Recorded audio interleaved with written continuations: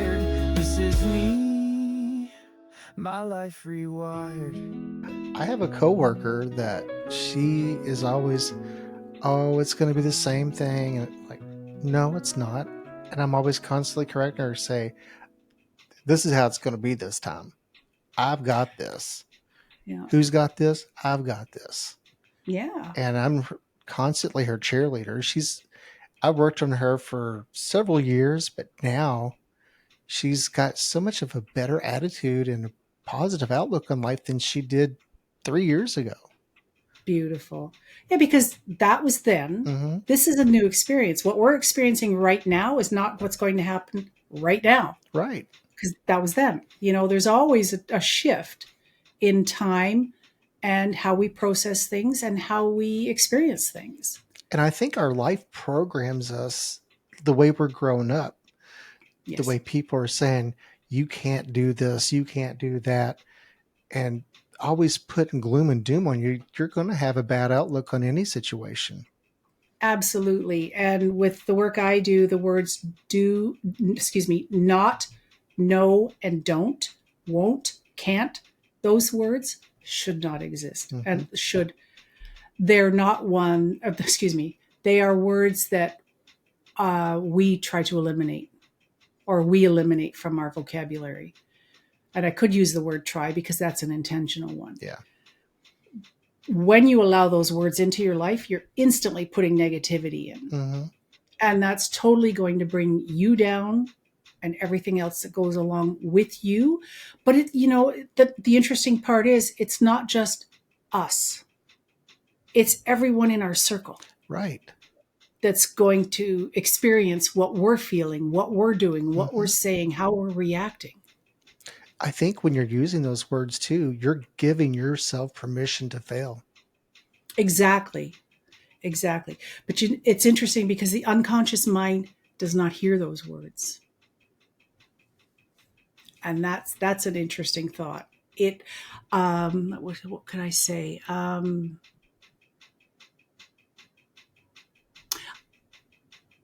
I don't like doing this. So the unconscious mind would say, I like doing this. Interesting. And it will give you more of what you like rather than the opposite. Interesting.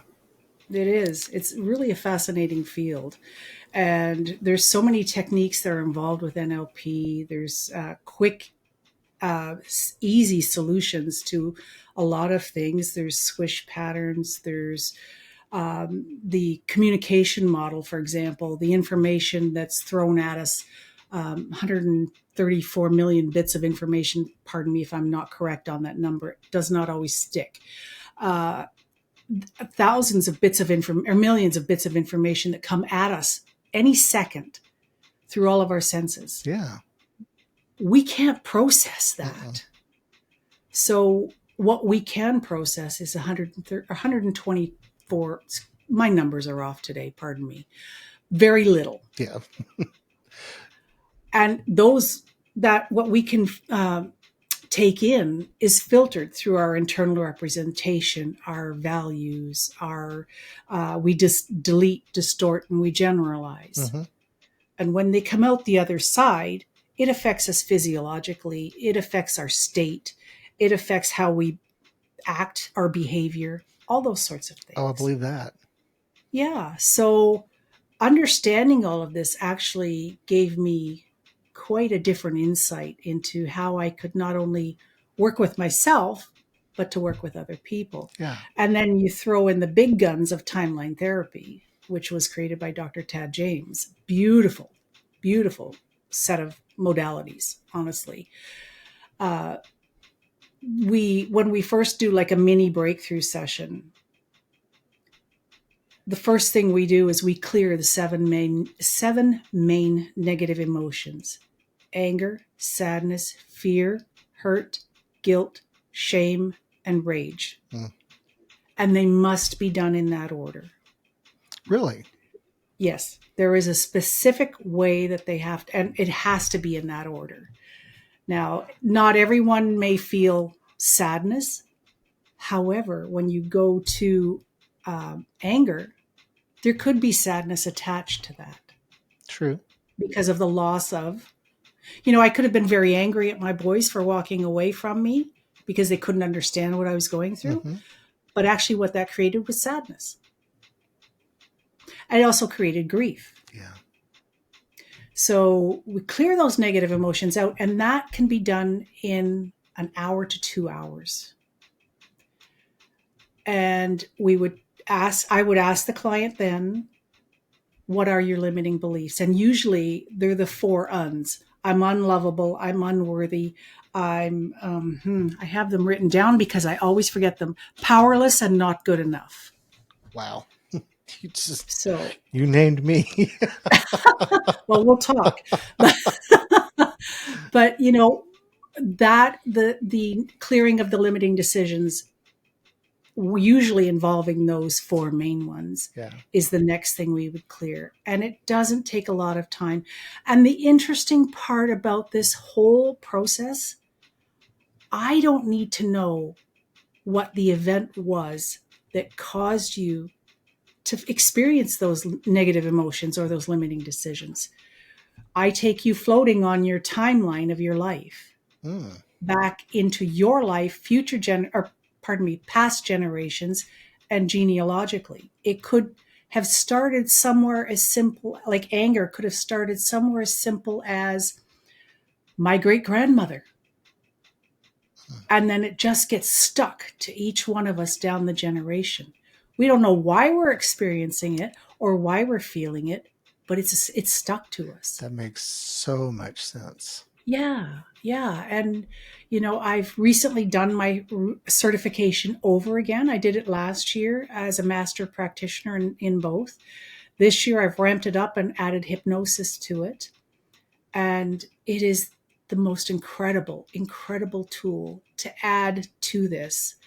After we've done the work of clearing out the negative emotions and the limiting decisions and whatever else is coming up for the individual, you come in with a presenting problem, you walk out without it. So I would create a hypnosis audio for you that would you can listen to anytime. It's just a nice soothing one. We can create a motivational one. I can actually include, they call them suggestion, where we can improve your learning capability. And I've done it because when I was doing my final master level, the suggestion that the trainers were putting in is that we would remember all of the parts of the training we had just done. And it was a beautiful way to just implant everything that much deeper. Wow. And honestly, yeah, it's fantastic. However, with that being said, with the brain injuries, I keep being like, I'm part of this group with my trainers, and they offer different seminars or webinars or whatever the case may be. And I always go back and retake them. And I might take the same one 3 times because right at this point in time, my memory my mind can't absorb all of it. True. Or something else has me distracted that, maybe I've got that white burning pain in my shoulder that I'm not able to take in the information. Or the next time I hear it, I'm going to hear a different piece of it, or I'm going to hear the same thing but differently. True. That might just implant it a little bit more. And that's the beauty of it. Yeah. And I'm living proof of it, that it works. You can accomplish anything with a brain injury, but it's a roadblock. It is. And you have good days and bad days. And I was just telling someone this morning at work, I said, I felt so stupid. I picked up my phone yesterday to call somebody, and I'm just sitting there and like dead air. I looked down and I had my calculator pulled up. Well, that's not quite going to work, but Yeah. Didn't get anybody. Yeah. Texas Instruments didn't pick up for me. Well, it wasn't a spam call then, No, so that's it wasn't. I'll tell you a funny story after we get off the podcast about a spam call I got today. Oh, okay. I can't wait to hear that. I love spam calls. Gosh. Mess with them all the time. A couple things I find since the accident, and I'm doing some more research around or since the brain injury, and doing some research around that, is the sensitivity to light. Mm. Oh my goodness. I need my curtains closed. If I go outside, I must have my dark sunglasses on. The light just, it's painful in the Yep. eyes. Noise.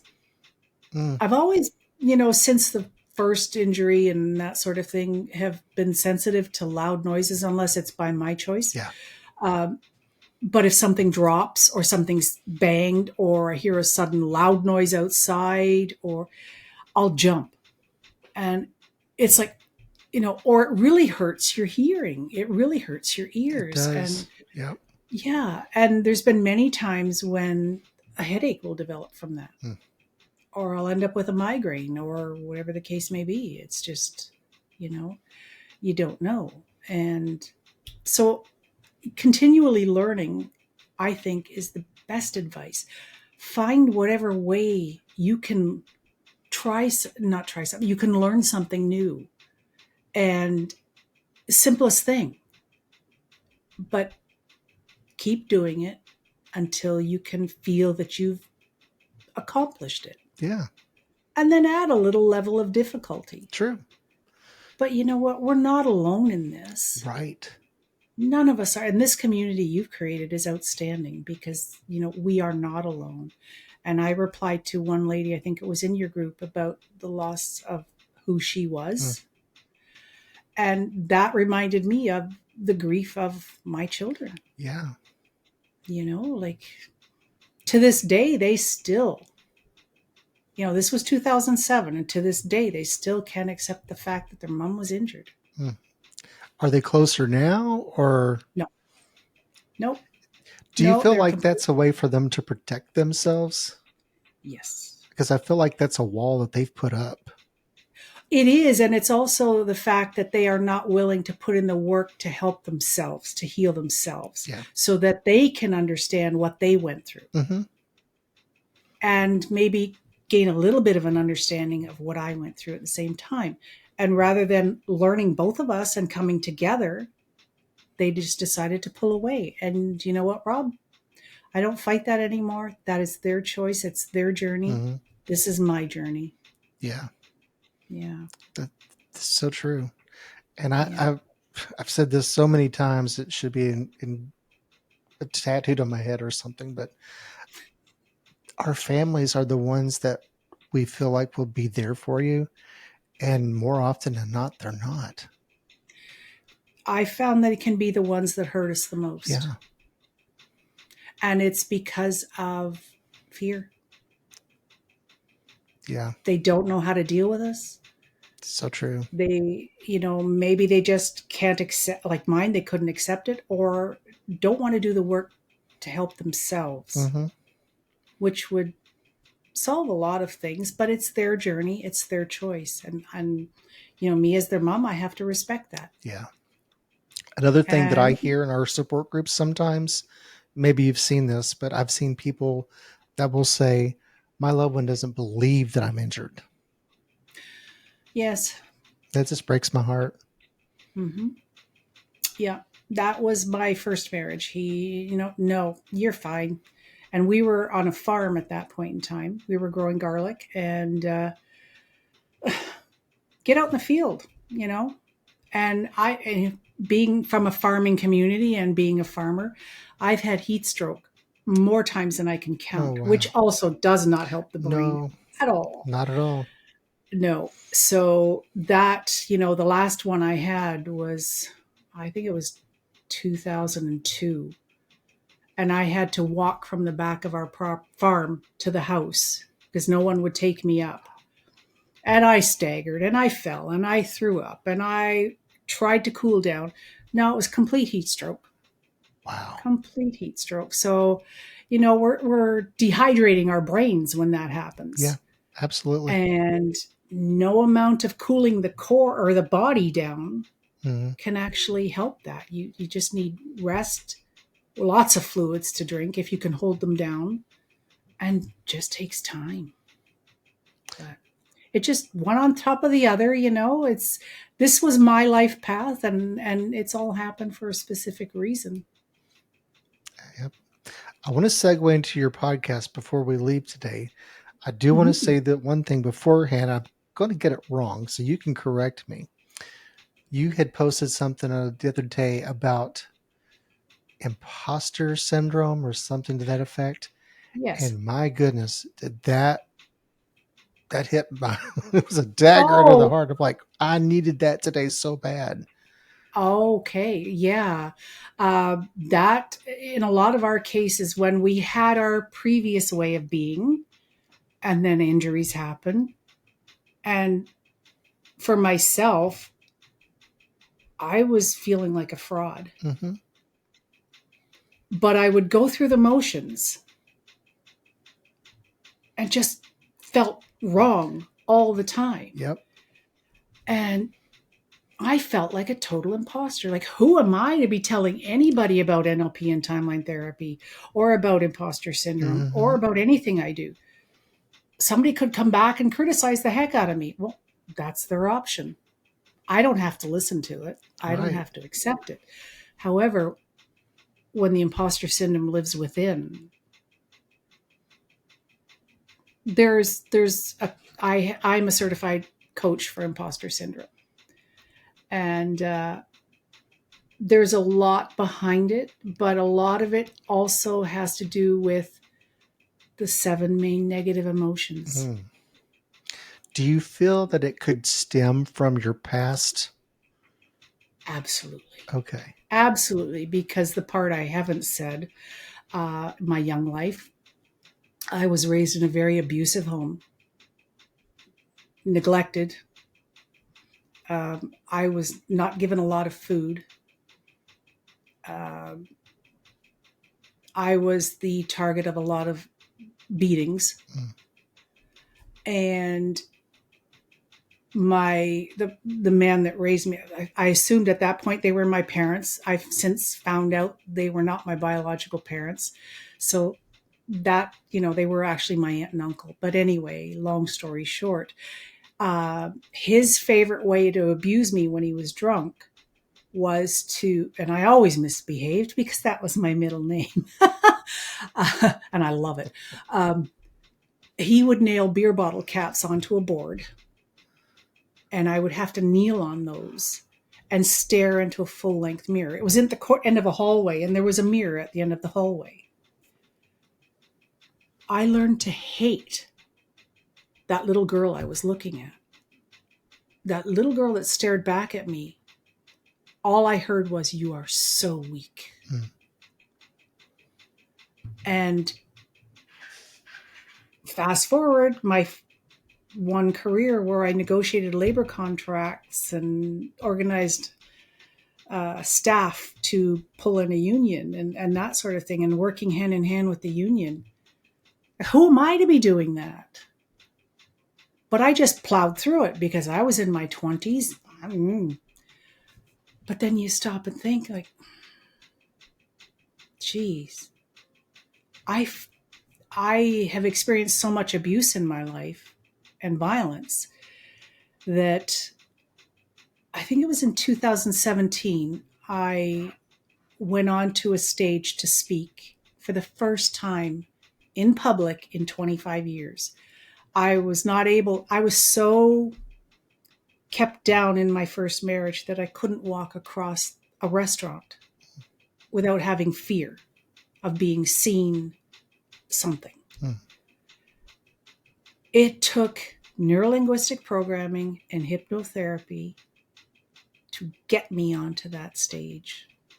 And I delivered a talk about my life, and I had people crying. I had applause. There was 250 people in there, but I felt like an imposter. Mm. I wasn't comfortable getting on that stage. I allowed fear to take control. Mm.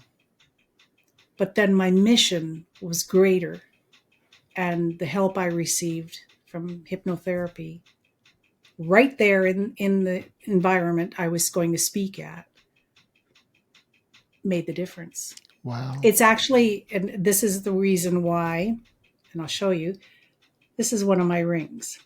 Okay. Mm-hmm. There's a technique in neurolinguistic programming called the circle of power or the circle of excellence or ring of power. It's using your unconscious mind. You remember a time in your life when you were at your height of your power, when you felt the most powerful in your life. You really let the emotions flow up all over you. And it comes up like a shower curtain and it just washes down over you. And then you imagine this ring on the floor in front of you. So, for example, a hula hoop without the edges because I would trip over them. So just a ring on the ground, right? Right. Make it tape. That'll be safe. When you step into that ring, that power comes over you and you remember how you felt. You step out of the power and you notice how it feels without that magnificence of who you are. You notice the difference. Yeah. You step back into the circle and you remember again how strong and in control and powerful you truly are. That is who we all are at our core. We're just beautiful, strong, powerful people. Wow. With a mission and a message. So I've actually taken my circle of power, ring of power, and when I do coaching or any type of session, I just took it off to show you, but that's where it sits. I remember who I am, what I stand for, and I step into my power. That's awesome. Very simple techniques, but they are so incredible and they work so well. Wow. Yeah, for me, I think growing up, I never got praise for anything. And then I injured myself and I really felt unworthy then. And then when you start helping people and they start saying, thank you, you're like, no big deal. You hate that praise. And Yeah. I'm trying to accept it. I'm getting better. Good for you. Yep. I'm embracing it. Do you know what, Rob? Someone wouldn't say that to you if they really didn't mean it. This is true. Yeah. Yeah. So I thank you. Thank you. For what you're doing. I appreciate and the mission that you've created. I appreciate and I that. really value that. You're very welcome. And I hope you never stop. I'm going to keep it going. Good. The fire is in me. Awesome. Awesome. Let's talk about your podcast. I want to make sure people check your podcast out. Yes, it's called Powering Through Life. And I have conversations with my guests like you over something like this. We explore what happened, what the challenge was, what the event was that created however you felt at that point in time, and then the steps you've taken to get to the other side. Because I honestly believe that what we're doing, and my tagline is, we motivate the world through conversation. Yes. And that is what we're doing. Someone out there needs to hear this. And if it can change, I'm like you, if we can change one life today. Yep. Or just put a little spark into someone to say, wait a minute, they've gone through the same thing. Maybe I could try this. Maybe I should explore. We've done our jobs. Yeah. So I've been running it off and on since 2015, I think it is. When before video came out, it was all on the phone and, recorded that way. It was. Yeah. Yeah. So I've just, we moved in February this year. So I just shut everything down last year to get ready for the move and the sale of the house and all that sort of thing, because I had a plan. I needed to protect myself during this move, the very stressful times, and none of our kids were around to help us move. So, we did our own thing. And I realized that, and my husband and I have discussed it, we're giving ourselves a year to be able to settle. There's still boxes everywhere. And that was February. I don't care. They will get emptied when they get emptied. That's a great And I've learned attitude. to live with that.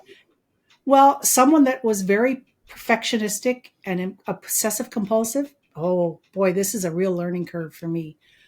However, with that being said, I was driving myself crazy doing it, trying to do everything, be everything, and work Hmm. and all that sort of stuff. So I actually put my business on hold. I put my podcast on hold. I just had to do the house thing and get us here and sorted. And yeah, in this early summer, I brought the podcast back, and it's doing well. It's a wonderful It's doing well. podcast. I encourage everyone to go check it out. You Thank you. really struck me because when you said OCD, don't get me started. I will tell you Yeah, one it's, quick funny anecdote. My yes. wife hates shopping with me at the stores because I'm the guy that's fixing the cans to turn on to make sure all the labels are pointing the same way. She'll say, "If you don't come with me and get out of this aisle, I'm gonna leave you here." Oh, remind me never to go shopping with you. My husband actually is the one that races through the grocery store. Oh yeah, I And I'm try. like, wait a minute, I need to see.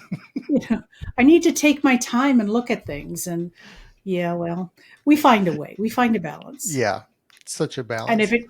if it gets to be too much for me, I just say to him, "You do it," because he likes doing it. So yeah. Yeah, it's a good thing if you have a man that is willing to go shopping for you. Well, he's the one that did it during COVID time because I couldn't get out with my back Mhm. fracture and that sort of thing. So he's the one that went out and, how that went. They're only allowing so many in the store at a time and et Right. cetera, et cetera. So he's been doing it. And sometimes he just drops in the grocery store on the way home from work when he has to go into the office. And that's fine. Except there's times when I would want something different. So I go along. you know, but yeah, When but when I first got married, um, my wife sent me to the store, short a list, and I came back and I'm putting stuff out on the table, and she goes, "Where's the ice cream at? It's not on the list. Do you get any chips? It's not on the list." She's like, "You don't have to go by the list." So I'm like, okay. So the next time I went to the store, the list was just a suggestion. I came back right. with all kinds of Mhm. stuff, and she's like, "Why'd you buy this for?" I'm like, "It wasn't on the list, but thought we could use it." I felt like it. It was calling to me, and I wanted it. So yeah, we can't mind read. End of story. True. We can't mind read. It's so true. Oh, but oh my Oh goodness. gosh. I think we could probably talk for the next 6 hours. We really could. And I want you to come back sometime because I'd like to dive deeper into the hypnosis. Let's do a show about that if you don't mind. Would you be open to I that? I can see what I can do. All Yeah. right. That would be Thank amazing. you. So Thank you. thank you so much for being here. It's been a joy having you. And for those of you that want to get in contact with Teresa, I will have her information linked below. Make sure you go follow her podcast. And if you want to be a guest on her podcast, just hit her up. Absolutely. Yeah, Absolutely. Thank you, Rob. I really appreciate what you're my doing. pleasure. Thank you so much. See you guys next week. Bye bye. This is me, my life rewired.